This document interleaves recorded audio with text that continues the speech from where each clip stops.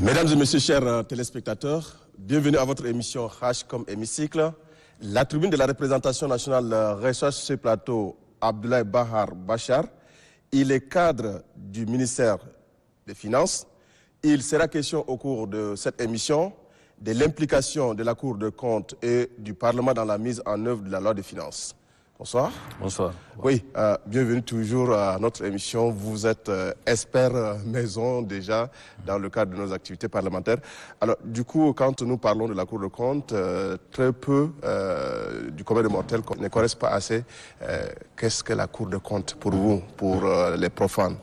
Donc, dites-nous, qu'est-ce que la Cour des comptes fait? Quelles sont les attributions de la Cour des comptes?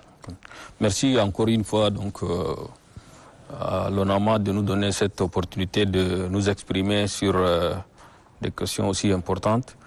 Vous savez, la Cour des comptes, pour donner une définition assez simple, c'est l'institution supérieure qui est en charge du contrôle de la gestion des finances publiques.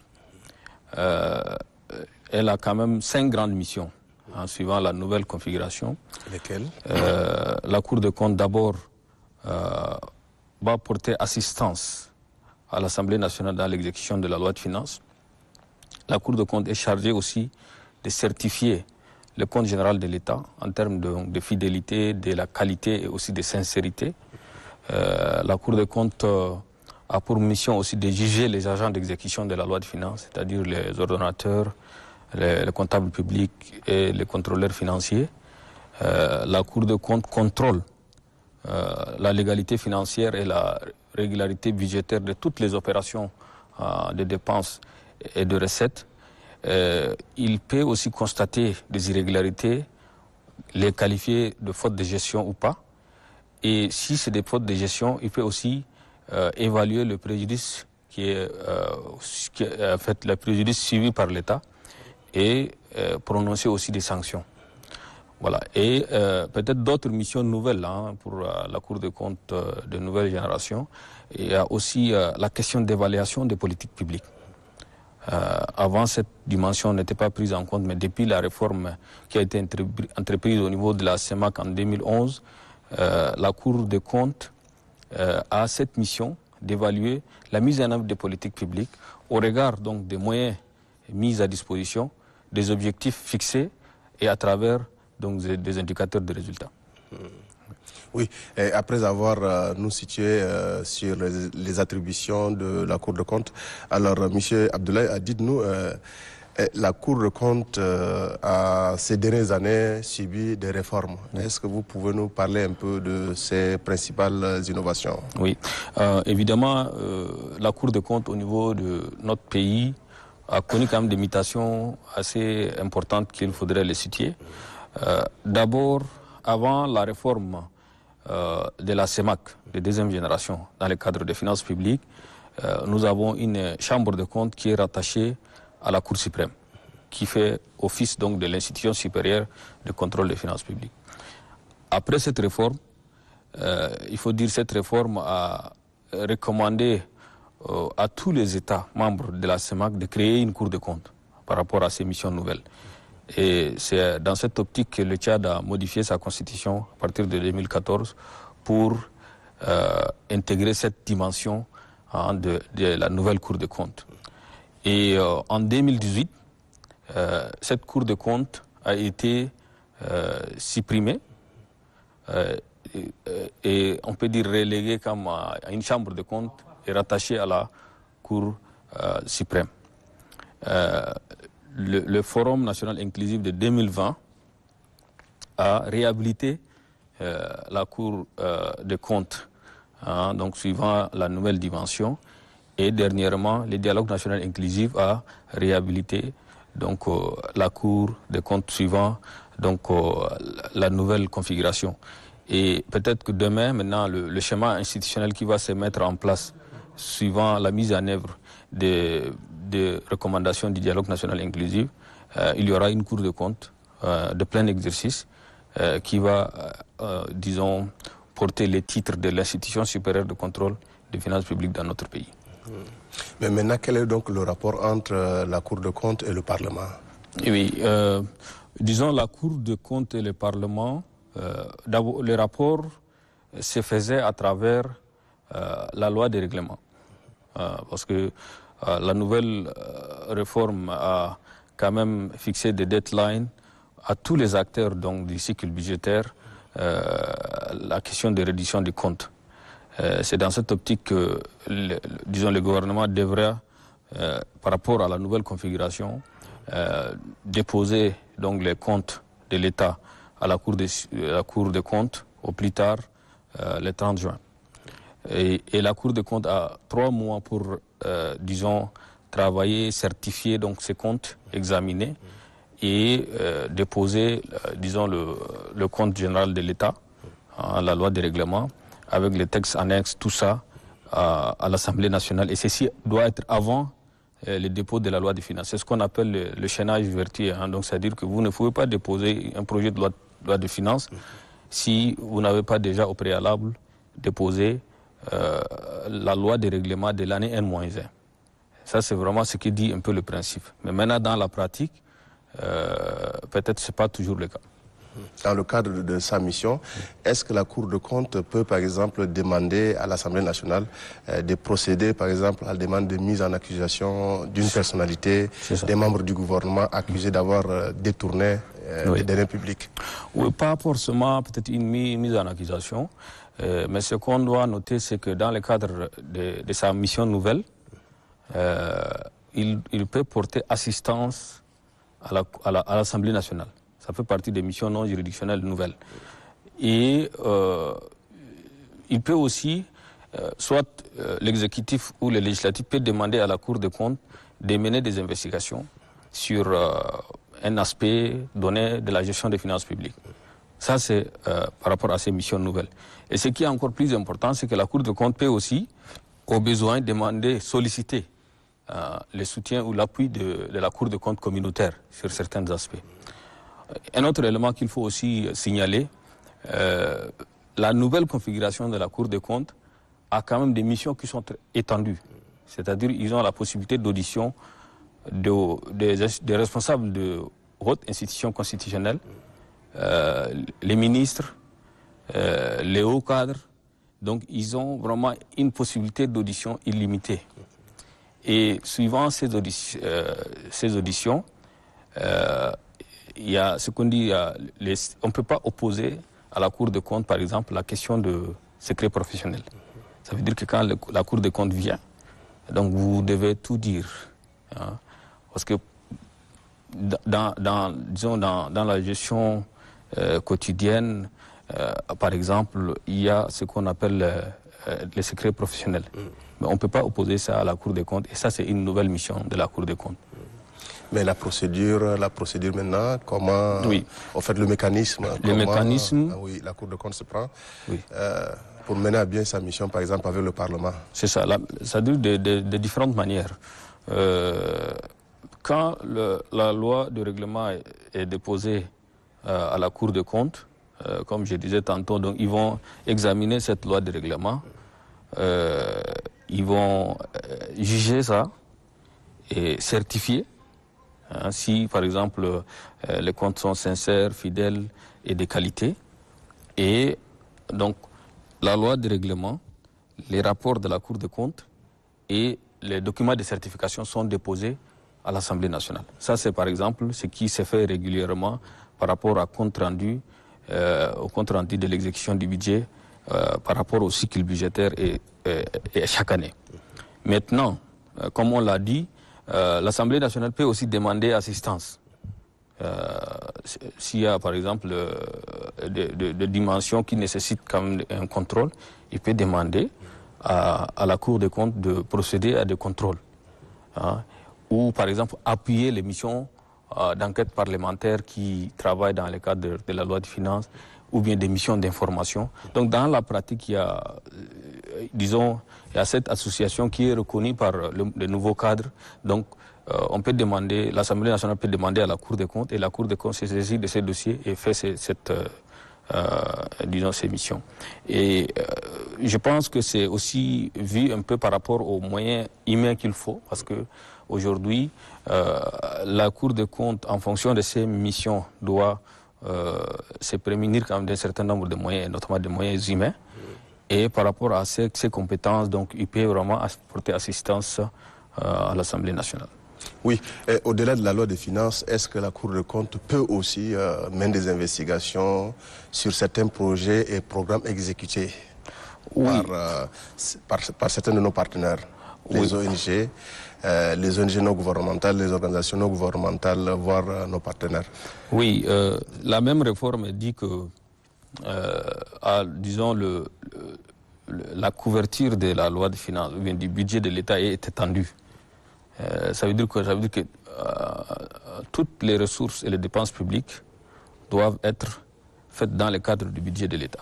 Et à ces titres, y compris même les fonds des bailleurs, mais il y a une disposition même spécifique pour les fonds des bailleurs qui vont décider de faire passer leurs ressources dans le circuit normal du budget. Et à ces titres, donc il ne peut pas échapper donc, au contrôle de la Cour des comptes. Maintenant, dans la pratique, il y a un peu une certaine dualité dans l'exécution du budget. Les ressources de fonds, disons de PTF, de partenaires techniques et financiers, pour une bonne partie, est exécutée suivant leurs procédures, les procédures qui sont propres à eux. Et donc, ça ne suit pas forcément donc, tous les cycles budgétaires. Et là, si ça n'a pas suivi les cycles budgétaires, et donc, la loi de règlement peut-être ne pas couvrir cela.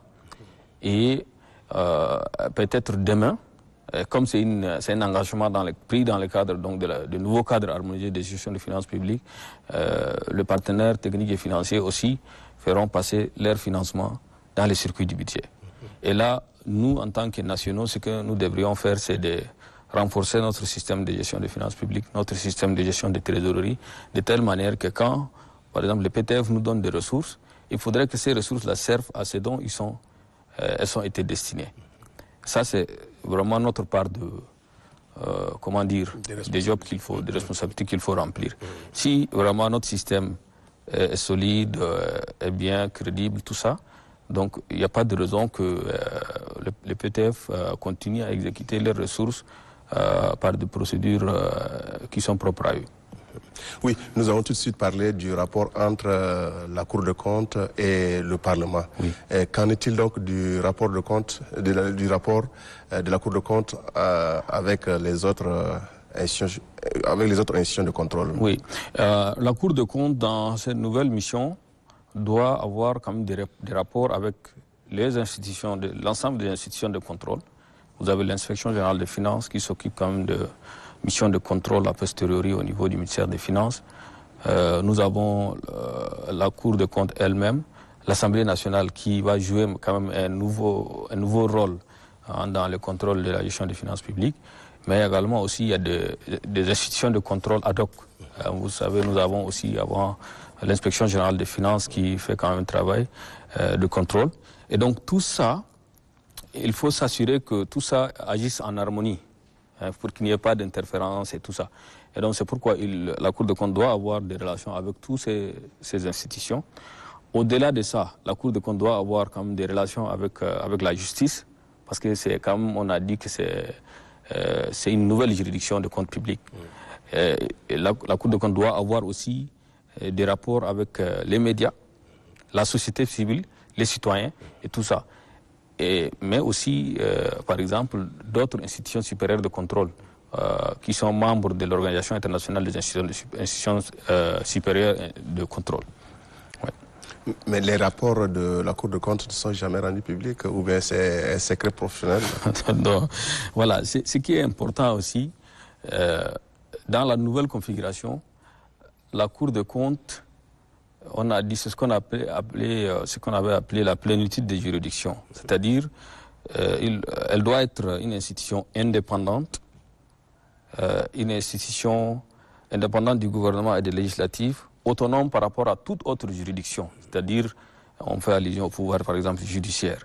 Et donc, à ce titre, la Cour des comptes peut décider du contenu de ces rapports, de les publier ou pas. Donc, c'est comme, on peut dire, un nouveau pouvoir financier qui est né. Maintenant, les rapports ne sont pas publics. Moi, je dirais, est-ce qu'il y a une irrégularité dans les rapports de la Cour des comptes? Je pense qu'il est important de faire en sorte que la Cour des comptes parvienne à produire ces rapports de façon régulière, conformément au calendrier qui est défini dans le cadre donc, de la nouvelle configuration. Ça, c'est vraiment ça doit être le défi de demain. Mais publier ou pas, c'est vraiment, la loi donne la possibilité à la Cour des comptes de décider de publier elle-même ces rapports ou pas. Quel contenu de ces rapports, c'est à elle de décider. Maintenant, le défi de tous les jours, comment faire en sorte que, à la fin de chaque année, c'est-à-dire budgétaire, au plus tard, donc au 30 juin de l'année suivante, les comptes publics sont élaborés, examinés et déposés donc, à la Cour des comptes, ensuite à l'Assemblée nationale.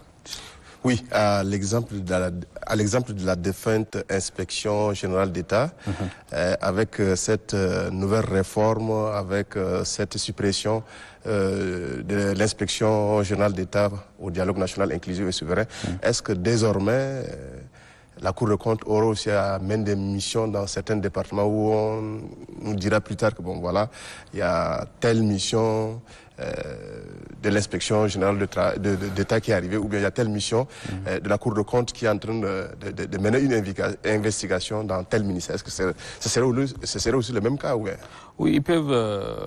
La Cour des comptes peut toujours continuer, et même avant, hein, personne ne l'a empêché. Donc peut faire ses missions dans le cadre donc de la LOLF et aussi de la Constitution. Maintenant, c'est vrai que la Cour des comptes a été, l'inspection générale des finances a été supprimée, mais des équipes travaillent pour une nouvelle configuration donc d'une inspection générale de finances. Maintenant, quelle forme il faut donner, quelle configuration, comment maintenant cette IGE va se positionner par rapport aux autres structures de contrôle. Je crois que tout ça c'est important, que les équipes y travaillent, se penchent pour éviter que demain qu'il y ait des chevauchements ou bien que les missions qui sont menées par l'inspection générale d'État relèguent au second plan les missions constitutionnelles quand même de la Cour des comptes. Je crois que tout ça, les équipes qui travaillent peuvent faire un peu la part des choses. Nous avons eu à avoir à plusieurs institutions de contrôle des deniers publics ici au Tchad, en commençant par l'opération Cobra de 2012. Après 2012, nous avons eu aussi l'inspection générale d'État et nous revenons encore aujourd'hui avec la Cour des comptes. Concrètement, qu'est-ce qui se passe objectivement en tant qu'expert? Qu'est-ce qu'il faut pour l'assainissement des finances publiques, de telle sorte qu'on assiste au moins à la transparence et à la bonne gouvernance dans la gestion des deniers publics? Parce que le détournement, qu'est-ce qu'il faut? Les mesures concrètes. Oui, moi je pense que les mesures concrètes, il faut penser à des mesures pas ponctuelles, mais des mesures qui s'inscrivent dans la durée. Des mesures qui s'inscrivent dans la durée. Quoi, par exemple? Aujourd'hui, par exemple, notre nouvelle architecture budgétaire, c'est-à-dire la loi organique relative aux lois de finances, définit un peu comment les contrôles sont menés. Mais au-delà de ça, et si demain nous allons vers, disons, le budget de performance, c'est-à-dire qu'on responsabilise plus les ordonnateurs, c'est-à-dire les administrateurs de crédit. Mais en contrepartie, on modernise maintenant le contrôle et on fait aussi accroître le contrôle. Que ce soit le contrôle parlementaire, que ce soit le contrôle administratif et que ce soit le contrôle juridictionnel qui est mené par la Cour des comptes.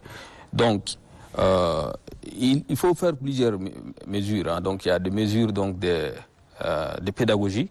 Je crois qu'il faut faire adhérer les gens à la question des réformes, faire participer aussi, par exemple, les citoyens à travers l'Assemblée nationale, mais au-delà même de l'Assemblée nationale, par exemple, le Tchad fait participer un membre de la société civile dans la procédure de la préparation de la loi de finances. C'est une bonne chose.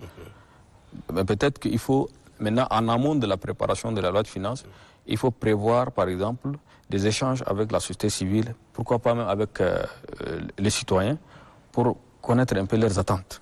Qu'est-ce qu'ils veulent? Comment veulent que l'argent public soit géré? Est-ce qu'il faut faire une route ou bien un hôpital voilà. Donc ça, c'est des deniers publics et les citoyens doivent être au centre de ces questions-là. Malheureusement. Au centre de ces questions. Malheureusement. Voilà, au centre de ces questions. Maintenant, comme j'avais dit, donc, tout à l'heure, j'ai dit que la Cour des comptes doit avoir des relations avec les médias, avec les citoyens, avec la société civile, avec aussi l'Assemblée nationale et tous les autres démembrements qui participent donc à la gestion des finances publiques. Donc c'est pourquoi je ne peux pas dire les mesures, c'est X, Y, Z et très rapidement, mais comme j'avais dit, c'est des mesures, d'un côté, il faut faire adhérer aux gens à ces nouvelles réformes, de l'autre, il faut que ces mesures s'inscrivent dans la durée. Par exemple, pour la question des détournements. Si la Cour des comptes constate qu'il y a des irrégularités ou bien des fautes de gestion, la Cour des comptes est dans son plein droit de qualifier donc, ces irrégularités-là comme des fautes de gestion. Il a même le pouvoir d'évaluer le préjudice subi par l'État et demander réparation. Et les réparations, maintenant, c'est à travers des sanctions. Et les sanctions doivent être des sanctions administratives, en fonction de la faute commise, des sanctions pénales, ou bien des sanctions aussi pécuniaires. Et c'est comme ça qu'aujourd'hui, par exemple, un comptable public est assermenté et il est quand même, disons, astreint à une responsabilité pénale et pécuniaire. Si on peut appliquer ça et dans la durée, moi je pense que les gens vont venir à la raison. Maintenant, si c'est ponctuel, vous faites un rapport, par exemple, je prends un exemple, le contrôle qui s'opérait à l'époque avec l'IGE, les contrôles qui sont faits, on a vu tout ça, mais on arrête des gens, des personnes qui sont soupçonnées. Deux, trois jours, ils sont libérés. Voilà, soupçonnés, et après ils sont libérés. Oui. Et donc ça, je pense que ça ne va pas faciliter les choses. Donc c'est pourquoi, comme on l'a dit, il faut revenir donc, à l'application stricte donc, des mesures qui ont été édictées telles que je l'ai expliqué, mais il faut le faire dans la durée. Mais ces mesures ne sont jamais exécutées à 100%, comme vous l'avez toujours tout de suite souligné. Aujourd'hui, telle personnalité est accusée, 2-3 jours, nous faisons semblant de l'envoyer en prison et 2-3 jours après, il est libéré. Moi, je pense qu'on gagnerait mieux, comme je l'ai dit, en matière de gestion des finances publiques, par rapport à la faute commise, par exemple, les réparations sont connues. La Cour des comptes, j'avais dit tantôt qu'elle a quand même la plénitude des juridictions. S'il revient aussi à la Cour des comptes de prononcer de grâce ou pas. Vous voyez un peu? Par rapport à la faute qui est commise, maintenant le justiciable peut demander quand même, disons, la grâce donc ou bien une remise de peine de la Cour des comptes, et la Cour des comptes peut, par rapport à ses missions constitutionnelles, respecter ou pas.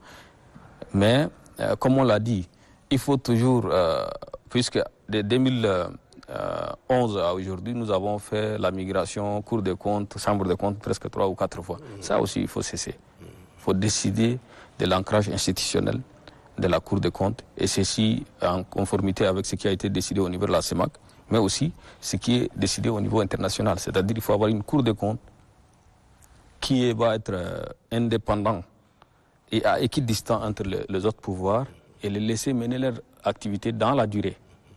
Comme ça, donc, les fautes qui sont commises ont quand même des délais de prescription. C'est-à-dire que si, par exemple, un gestionnaire de la chose publique commet une faute, il a quand même des délais de prescription.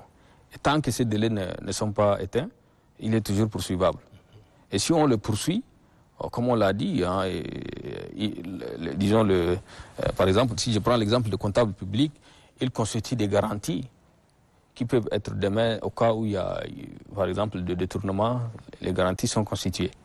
Ensuite, on peut aussi sanctionner, disons, à travers un certain nombre de remboursements qui peuvent aller, par exemple, à une année de salaire de l'agent incriminé. C'est quand même important. Tout ça, c'est des choses, des mesures qui existent, mais personne ne l'a appliqué.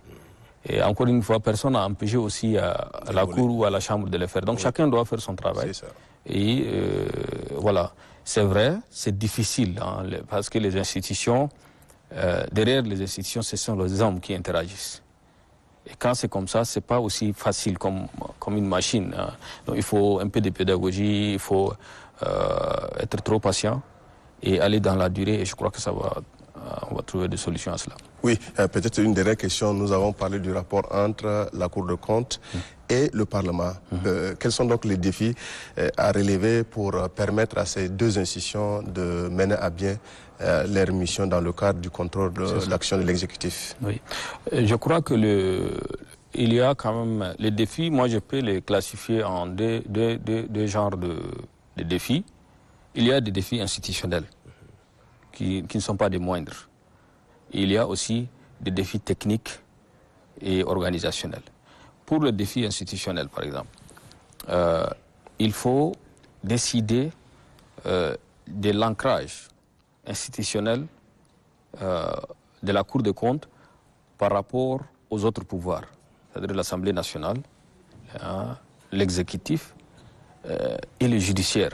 Comment le pays va décider voyez un peu, d'ancrer sa Cour des comptes donc par rapport à l'organisation des pouvoirs. Ça, c'est vraiment un premier défi.